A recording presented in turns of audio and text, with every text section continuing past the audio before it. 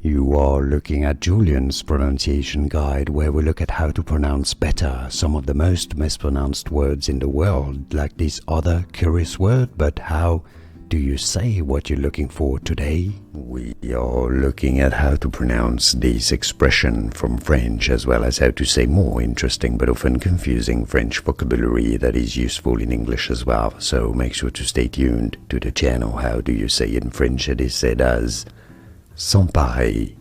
Sans pareil. In English, you could say it as sans pareil.